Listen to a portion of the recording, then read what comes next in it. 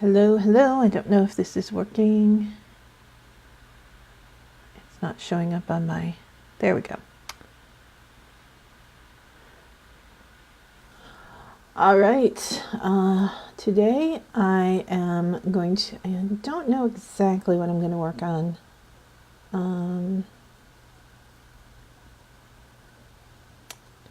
I don't have the right scene yet for that. So I'm just going to look through some of my pictures and see what I have. This is Blythe Renee. I don't... Let's see. I did some dancing with this, which does weird things. Oh, that's very pretty. Actually, I really like that. I don't love the upper hand, but this hand is a little weird, but this hand is great. And I love the swirl that the dress is giving off. So I'm going to bring this into Photoshop.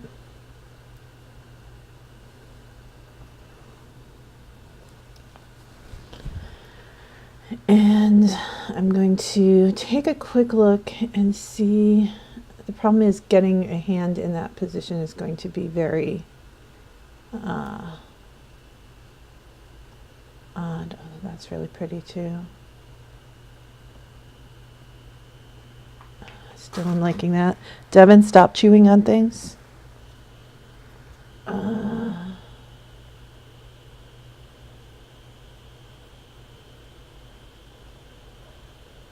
That's pretty. These are all giving me kind of the same thing. We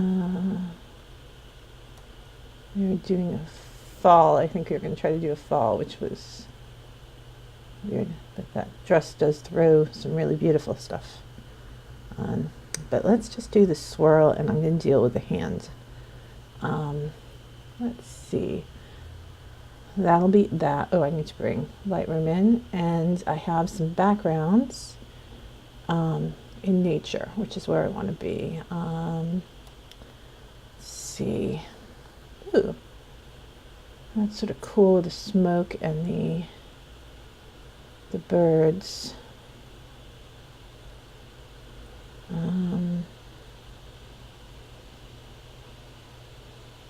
want it to be more woodsy.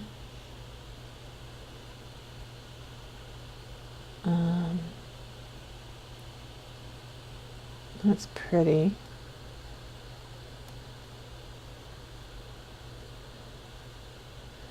She sort of has the feeling like she's going down a path. So I kind of like this. Oh, you know what would be good? There's some picture that I took at a friend's house that had bluebells. I'm going to go and see if I can find that. I've got some butterfly pictures.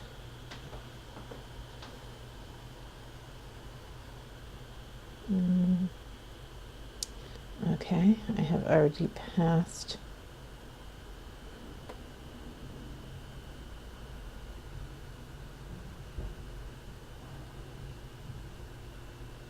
I think it's at the beginning of this area. Yeah, this is the house.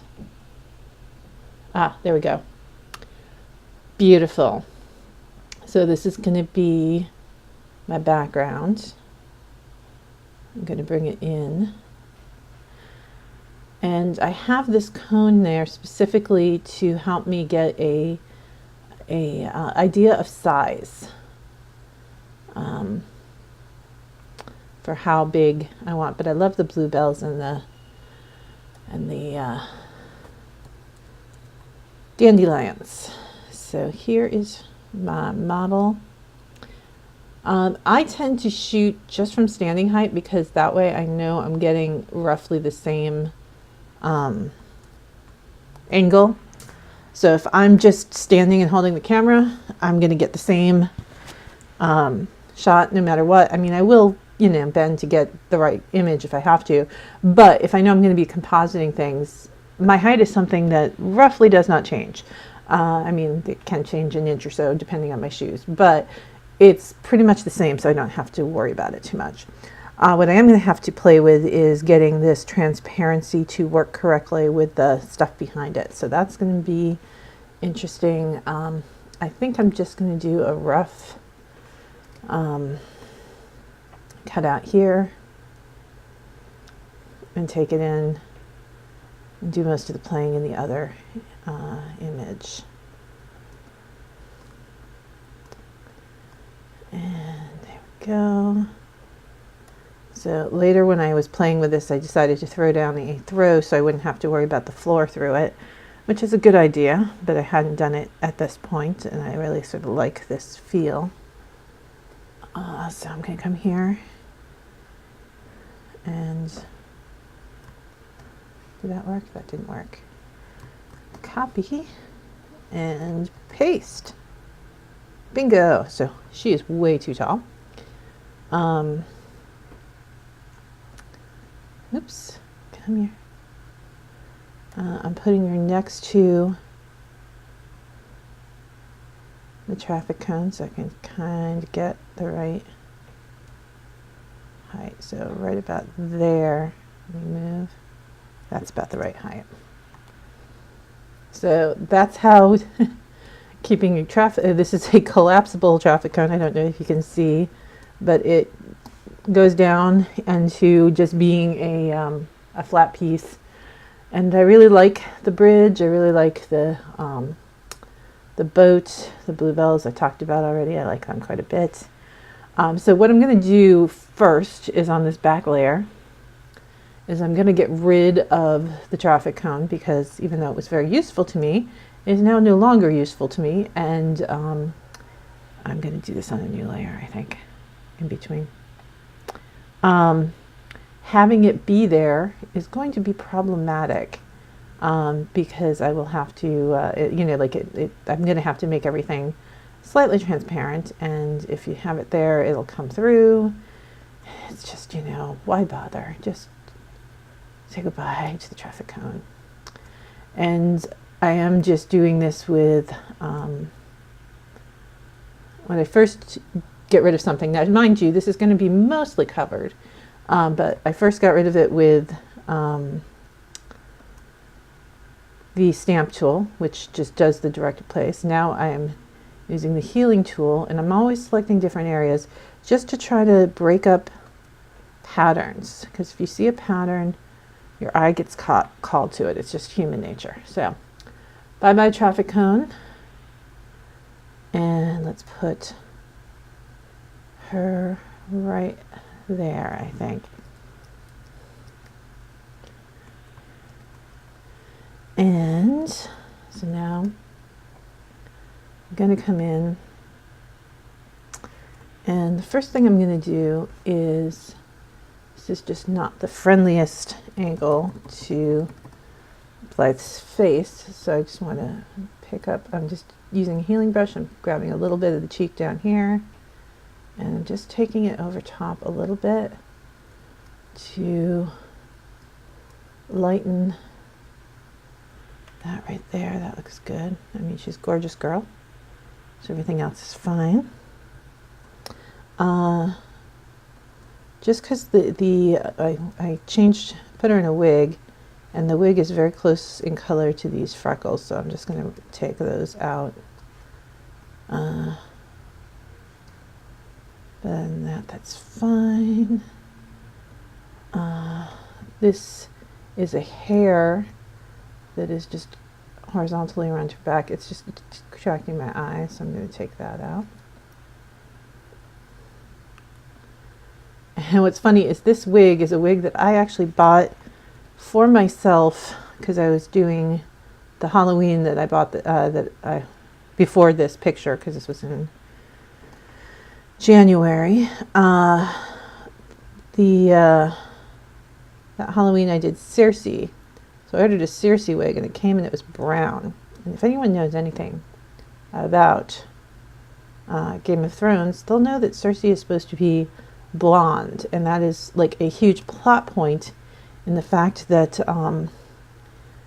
now, I don't want to spoil Game of Thrones for you, but one of the reasons that it became clear to Ned Stark that Cersei's children were not Baratheons is Baratheons, throughout history, the Baratheon brown hair was stronger than any color hair that the spouse brought in. So that's how you could tell if somebody was half Baratheon, is they would have brown hair. I think that's one of the weaker points in the book, and saying that you can tell somebody's genetic makeup by the color of their hair is ridiculous. But anyway, that is one of the plot points.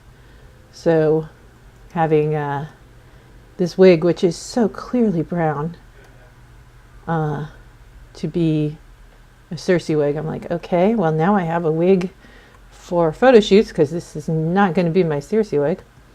And I ordered a new one. So this was this one's first time out. It's a little stiff still, but it has really nice ringlets, which is what I wanted to capture. But the top was a little stiff. I like working with wigs. I mean, I prefer working with real hair. I think real hair is great. But I do still like working with wigs. I think it helps.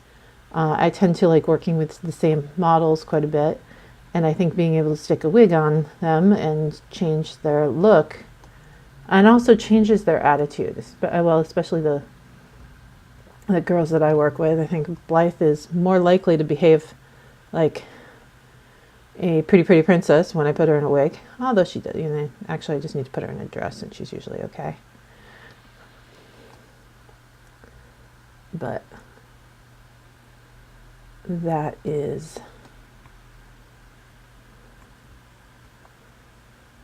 what's going on.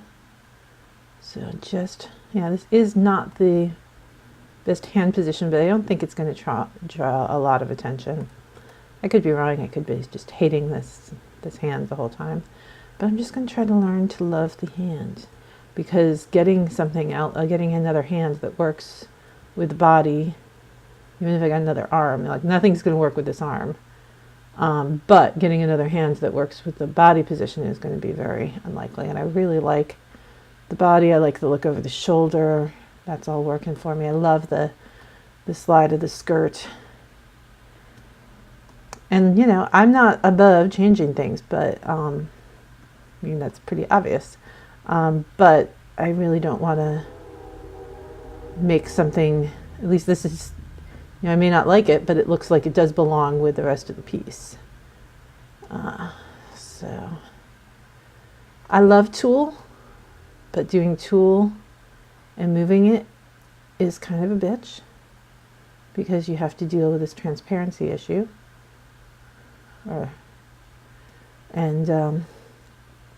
It's doable, but and there are, I have used tools that say, hey, I think that's a shadow.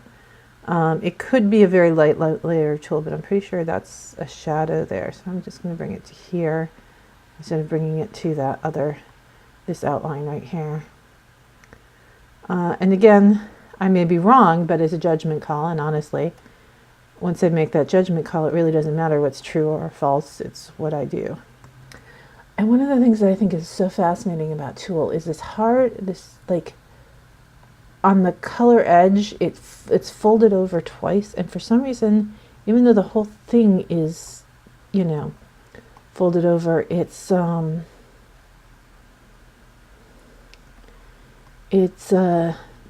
doesn't, like, it's still hard. It's still harder on that edge, and I don't know what causes it. Maybe it's because they're right up against each other and then they separate more, but it's just fascinating to me.